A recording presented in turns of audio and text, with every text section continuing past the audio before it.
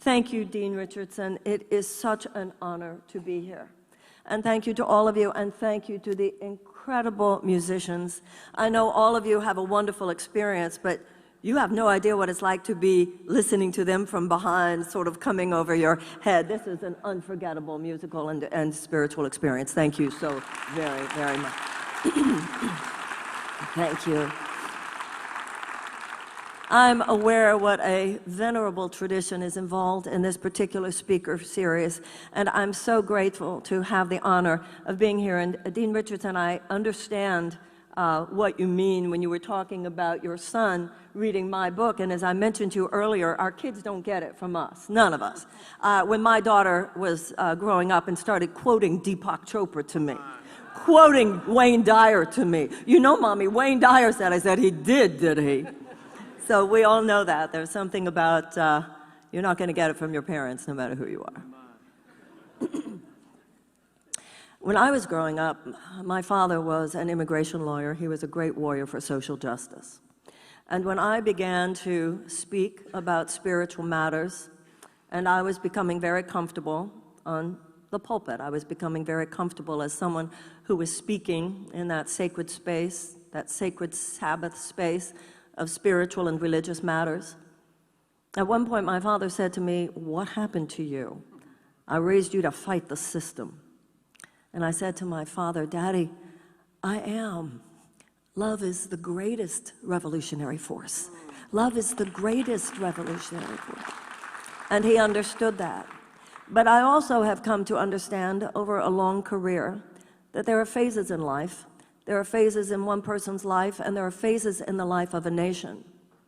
I believe strongly in the power of the Sabbath. I believe strongly in the power of religious and spiritual worship because it transforms hearts.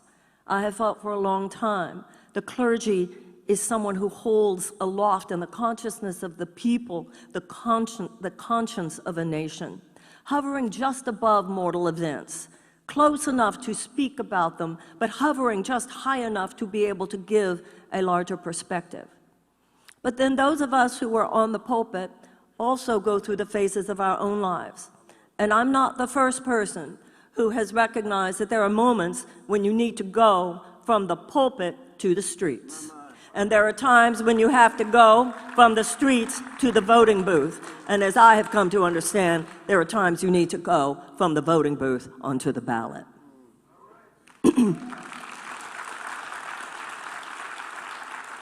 I have always known that even on the pulpit, you must keep politics in mind. As Mahatma Gandhi said, anybody who thinks religion doesn't have anything to do with politics doesn't understand religion. I know not only that on the pulpit you must keep politics in mind, but I also know that in politics you must keep spirit and love and God in mind. Because the two are interlaced intimately. And the reason they are interlaced intimately is because both speak to the purpose of our lives, and that is to the eradication of human suffering.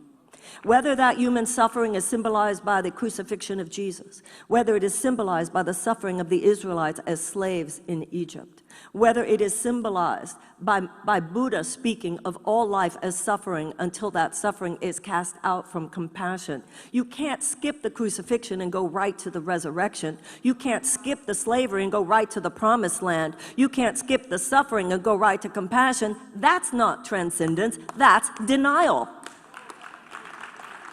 And just as it is the purpose of our lives to be conduits of love for that express purpose to help eradicate the suffering of all sentient beings, so we must remember that our collective behavior is simply the expression of that same impulse within the human heart.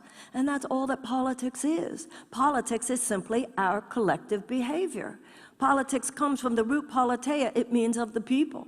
So if as individuals we ask ourselves, what does it mean to be good? If as individuals we ask ourselves, what does it mean to be loving? If as individuals we ask ourselves, am I doing the right thing? Am I being forgiving? Am I being compassionate? Must I give up my judgments here? What is judgment? What is discernment? What is the path before me that love would have me walk? We must ask that question not only as individuals, we must ask it as a nation. We must ask it as a nation. You cannot be great if you're not good. And every citizen of this country is like an immune cell. Every citizen must ask that for our country. And it is to the detriment of our country when people, particularly in the name of spirituality, which could only be the most counterfeit form of spirituality, think that somehow our religious or our spiritual path justifies looking away from human suffering. There is, in fact, there is, in fact, no religious or spiritual tradition that has ever existed that gives any of us a pass, from looking straight into human suffering and our task to eradicate it in whatever way possible. In the history of the United States, it's important to remember the role that the great religious and spiritual traditions have played in the path of social justice. Abolition didn't arise from people within our government saying, let's eradicate slavery. No, it did not. It arose from the early evangelicals and Quakers. It was the people rising up, people of conscience who rose up. They stepped in, and then the path of the government was to follow. And in the women's suffragette movement, many of the leaders of the women's suffragette movement were Quakers. The whole notion that there is an inner light within every man, woman, and child, which is the great equalizer. You must do more than believe that. You must stand on that mount. You must stand on that rock. If, in fact, all of us are equal in God's eyes, and if, in fact, our task on this earth is to make it on earth as it is in heaven, then slavery must not exist. Oppression of women must not exist. White nationalism must not exist. Segregation must not exist. Mass incarceration must not exist. Racial disparity in criminal sentencing must not exist. 13 million children in the richest country in the world must not exist. 100,000 homeless children must not exist. Economic injustice must not exist. The abdication of all moral leadership in this world on the part of the United States must not exist. The desecration of the earth must not exist. All undemocratic forces must not exist. And it is the task of those of heart. It is the task of those of conscience. It is the task of the religious and the spiritual seeker to stand up at times, as the abolitionists did, as the women suffragettes did, and as the civil rights workers did, not following but leading and making clear that shall be no more.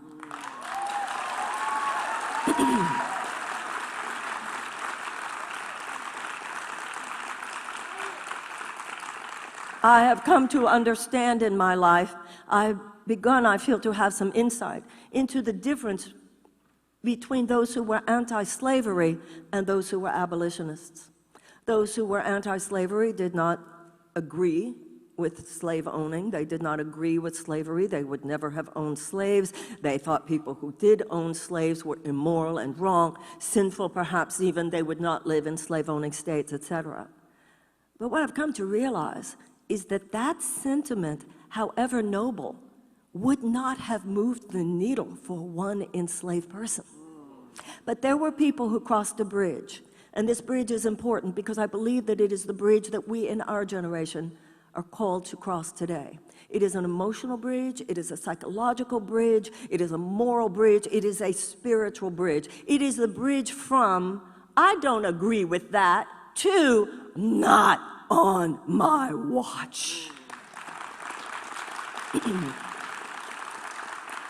Dean Richardson spoke to us in prayer earlier, and he put in God's hands the pain and the unnecessary suffering. And that is what I think as Americans is so heartbreaking, is how much a huge sea of suffering in this country is unnecessary suffering.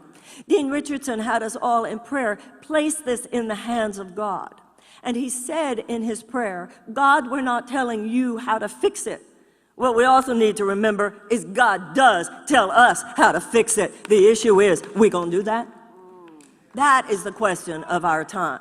It is not enough to be awake. It is not enough to see. What God is asking us to do is to do something about what we see. That is not always easy. It is not always convenient. But this is the phase, this is the times in which we're living. And what we know is that God will help us to the extent to which we stand willing and able to help each other. That is why the Red Sea parted. That is why Jesus resurrected, because God himself is in charge of time and space. God will do whatever needs to be done for the children of God to get somewhere. But the children of God have to be willing to get somewhere. Let's remember that when Moses stood before the Red Sea, he was told to take step after step after step after step after step. He was told to walk all the way into the Red Sea, all the way to the point where it was just beneath his nose. Are you willing to show, are you willing to demonstrate that much faith? And that is what we are called to demonstrate today. It's not enough that we're smart. It's not enough that we're technological. It's not enough that we have wealth. None of that is not enough if we do not have love. And if we do not have love, love itself means nothing if it does not involve justice. Love itself means nothing if it does not involve courage. Love itself does not mean anything unless it involves our willingness to stand for love. And that is what we are called to today. How can we look at the fact that in the United States of America, in the richest country in the world, there are 13 million hungry children?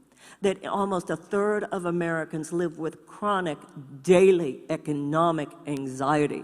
Millions and millions of Americans who live with that constriction and that stress and that trauma and that anxiety of not knowing what will happen if they get sick. What will happen if one of their children gets sick?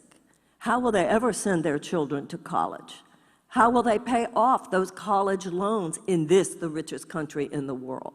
And we cannot look away. Love does not look away. Elie Wiesel said, neutrality never serves the oppressed. It only serves the oppressor. We must remember that there is no such thing as moral neutrality. It is not enough to say, well, I don't agree with that. And it's not enough to say, I did not personally do it. You see, that's the problem of the United States. Our public policy is not, in essence, immoral. It is amoral. And that which is amoral will always lead to immoral consequences. In life, we come to the point of realizing we must take a side, because that which does not serve love serves pathology. That which does not serve service, that which does not serve an enlightened world, ultimately serves a darkened world. The problem with an amoral economic system like trickle-down economics is not that there are a bunch of people sitting in a room thinking, how can I hurt a child? It's not like there are a bunch of people sitting in a room thinking, how can I hurt indigenous peoples? There are not some people in the room sitting there thinking, how can we hurt the earth? That's not the problem. The problem is that they feel justified in not thinking about those things at all. And moral neutrality only serves the darkness. It never serves the light. And so an economic theory becomes economic tyranny when it corrupts our government to the point where our government does more to advocate for short-term profits for the purveyors of that economic theory and their corporate interests than it does to serve the people of the United States, our children, the people of the world, and the planet on which we stand. To say that this has nothing to do with religion reminds me of that line from Gandhi, that if you don't think religion has anything to do with politics, you don't understand religion. Religion is not that which calls us to conveniently shut up at such moments as this. Religion is what calls us to open our hearts, to stand naked before God and to say, use me. Use my hands, use my feet, use my tongue. Let me go where you would have me go. Let me do what you would have me do. Let me say what you would have me say, and tell me who you would have me say it to. When I think of some of the worst, most oppressive aspects occurring in our society today, on the march, on the move, they are opportunistic infections. They couldn't have happened had there not been a weakened societal immune system. And that weakened societal immune system means that each and every one of us, the citizens of the United States, have too often forgotten we are the immune cells. You see, the body can take a lot of injury. The body can take a lot of assault as long as we have a healthy immune system. And the psyche can take a lot of assault, a lot of heartbreak, a lot of injury, as long as the psyche has a healthy immune system. And democracy can take quite a bit of assault and quite a bit of injury. And we know about assault to the pillars of democracy because we are being assaulted now. However, the only thing you and I have to worry about is if our immune system is weakened. And we have given over our immune system function to a political elite, which is itself a handmaiden of those assaultive forces. Ladies and gentlemen, when the abolitionists woke up, they didn't say, oh, the government will handle it. They knew it was time for the people to step in. And the women suffragettes, when they woke up, they rose up. They didn't wait for the government to handle it. The government didn't say, oh, let's end slavery. The government didn't say, oh, give women the right to vote. They knew the people had to rise up and the people had to step in.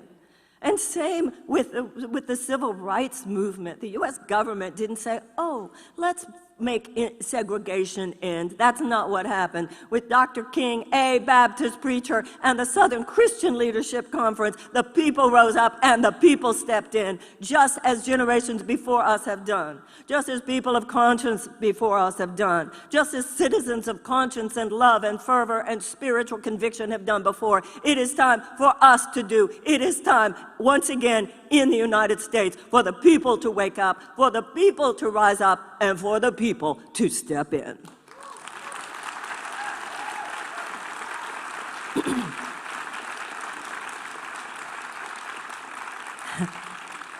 You don't tell a religious person or spiritual seeker to stay in our lane.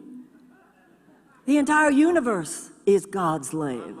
Spiritual seeking is not just some other category. God is not just a category. It's not like here are my relationships and here's my work and here's my money and here's my health and over here is my spiritual life. God is not relegated to a category. And God's purposes on this earth are not relegated to a category. If love means anything, it applies to everything. And so, as Dr. King said, we must have a coalition, he said, of conscience, and so must we. The power of learning about history, the power of learning about it is not just so that you don't repeat its mistakes, but also that you do repeat its successes. America has some terrible problems, and we've had some terrible problems in our past, but we must identify with the problem solvers. We are the heirs of the women's suffragettes, and we are the heirs of the abolitionists, and we are the heirs of the civil rights workers. You know, I'm old enough, as many of us are. I remember the day that Martin Luther King died. I was young. I was 16 years old, but that's old enough to know what's going on. I remember my father's reaction. I remember that day. And many of us are old enough to know that with every year that passes, usually when someone has died, it gets better every year. Every year is better. You become more at peace with what occurred. But I've noticed in my lifetime that when it comes to Bobby Kennedy and Martin Luther King, every year it's just gotten worse. Every year it's just gotten worse because everything we feared would happen when those men were assassinated, in fact, has happened. We have realized that those who made sure that they were removed from this planet, they were strategizing. They knew what they were doing. But something has happened for me over the last 2 or 3 years. I've realized that at this point, even had Martin Luther King lived, and even if Bobby Kennedy had lived, they would be old men now. It would be our time. It would be time for us to say, just as we have had to say to their spirits, we'll try to take it from here. We'll try to pick it up, because as we know, men can kill the body, but God keeps alive the spirit. A bullet cannot kill the spirit. A bullet cannot kill an idea. But even if Bobby Kennedy had lived, and even if Martin Luther King had lived, it would be time for us to say, you did so much. You rest now. We will take it from here. The way I see it, for our generation, rehearsal is over. The era of data collection is over. Even on the topic of reparations, really, no, we don't need to gather more evidence. We don't need a study. When H.R. 40 was first introduced by John Conyers, yes, it was time for study. This is not a time for study. You have a commission, you have a study, that's a euphemism for we'll talk about it and put it on a shelf. No. Now it's time for a plan. And it's not just time, by the way, for race-based policies. Race-based policies are good. Billions of dollars given to historical black colleges, that's good. Billions of dollars given for anti-discriminatory policies, that's good. But race-based policies of themselves carry no moral force. And that is what the spiritual and the religious forces introduce. Where there is no spiritual force, there can be change, but there will not be transformation. All that race-based policies do, race-based policies are good. They bring forth levels of economic restitution, and that is good. But the problem I have with race-based policies is that it leaves open the question why that gap existed in the first place. Not only does it leave open the question of why does the gap exist in the first place, but it also seems to me a continuation of a paternalistic pattern. I messed with you, now I'm going to tell you how I'm going to fix you. Now let me tell you what reparations does, because it takes it to a much uplifted place. Reparations carries moral force. It carries psychological power and emotional power and spiritual power, because there is an inherent mea culpa. There is an inherent acknowledgement of a debt that is owed, of a wrong that was done, and a willingness on the part of a people to pay that debt. You see, ladies and gentlemen, and everyone else, the United States needs to do more than change. We need an entire paradigm shift. We need to enter the 21st century. The 20th century was mechanistic, and particularly for those of you who are young, there is no reason for someone whose majority of your life will be spent in the 21st century, some of you not even born in the 21st century, there is no reason for you to be burdened by the bad economic ideas of the 20th century. Let's remember, slavery was about money. Let's remember how much oppression is about money. And when you have an economic system that is divorced from any sense of ethical and moral consideration, that feels justified in looking away from suffering children, from hungry people, from impoverished people, from oppressed people, that is not an economic system that is worthy of who we are. It is not an economic system that is worthy of the people of this country. It is not an economic system that is worthy of the people of this world. And so in today's world, just as was true with the abolitionists, and just as it was true of the women's suffragettes, and just as it was true during the era of civil rights, it is time for the people of the United States to rise up and to not be so foolish and to not be so absurdly naive as to expect the political system that has perpetrated this nonsense to repair itself. Ladies and gentlemen, the status quo does not repair itself. The status quo perpetuates itself. And the status quo and the political system and the political elite has convinced too many people that they will take care of it. Oh, they've taken care of it. They have brought us to this point. It is time for us to do what generations before us have done and to own the power that religious and spiritual fervor gives you. And that is the power of a no and the power of a yes. No more moral relativism. No, no, no, no, no. What religious and spiritual seeking and power gives you is the realization that some things simply must not be allowed to be. We cannot expect God. You can't say, dear God, where did all these hungry children come from? It's God saying to us, why are you letting so many children go hungry? It is God saying to us, why are you letting children, 12,000 children on this planet starve when you are the richest nation in the world and you could lead the charge in the eradication of global poverty? The issue is, no, God, how could it be that elementary school children in the United States, millions of American children go to school every day asking the teacher if maybe the teacher has some food for them? How is it, God, that millions of American children go to school in classrooms where they don't even have the adequate school supplies with which to teach a child to read? And if a child cannot learn to read by the age of 8, the chances of high school graduation are drastically decreased. The chances of incarceration are drastically increased. Millions of American children who psychologists tell us experience a level of PTSD that is no less severe than the PTSD of a returning veteran from Afghanistan or Iraq. 40% of the girls in the public school system in Chicago are deemed to have PTSD. This is a huge humanitarian emergency. This is a huge swath of unnecessary human suffering. How dare us say, oh God, how can that happen? God is saying to us, how can that happen? How can that happen? We must allow up and say, no, this will not happen on our watch. But something else that spirituality and religion gives you is not just the power of no, not just the power of conviction, it's the power of yes. because we see those things which are as yet unseen. We know that might not exist in the world yet, but it exists in the mind of God. How do we know? Because it is love, and love is the mind of God. The abolitionists couldn't even see an America in which there was no slavery, but they knew it existed, and they knew that they were here to help God, to be conduits, to be channels by which it would become on earth as it is in heaven.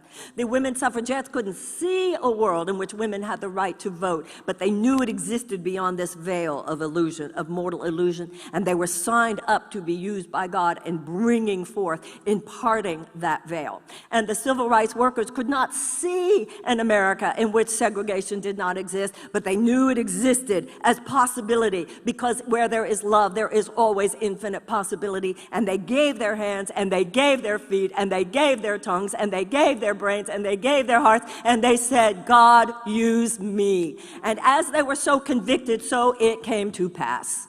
Conviction is a force multiplier. And there are a lot more lovers than there are haters in this country. There are a lot more lovers than there are haters in this world. But man, today, the haters are more convicted than the lovers.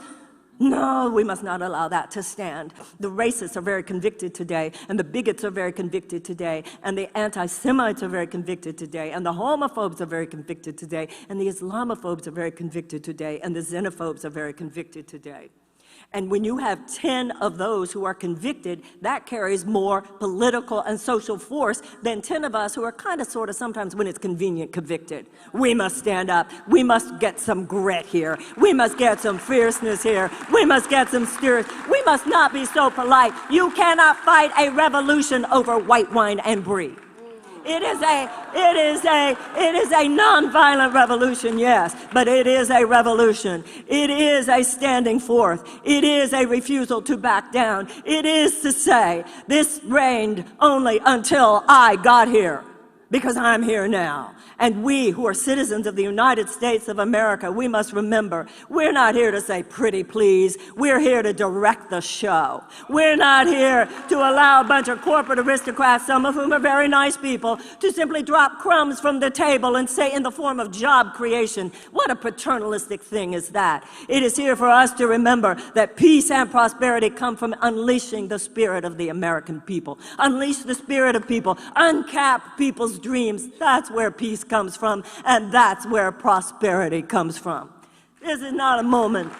No, this is not just a moment to say, dear God, please make these things happen. This is a moment to say, dear God, tell me what part I am to play. Where do you want me to go? What do you want me to say? Where do you want me to be? Where do you want me to be assigned? Exactly what organization, exactly what race, exactly what street, exactly what ballot, exactly what pulpit. And to remember that there are millions of people waking up and saying the same thing in their hearts. And they're not just in this country either. They're all over this world. They are those who are giving birth to a 21st century in which an aberrational chapter of American history, an aberrational chapter of world history now comes to an end. Why? Because we say so. And we become the birthers of a new world, a new life.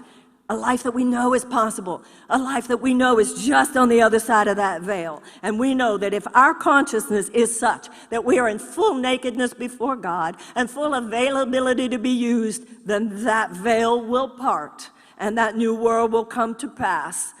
Martin will smile, Gandhi will smile, Bobby Kennedy will smile, our ancestors will smile, and in time, our descendants will smile, because even though the hour was late, the hour came, and we did what we came here to do.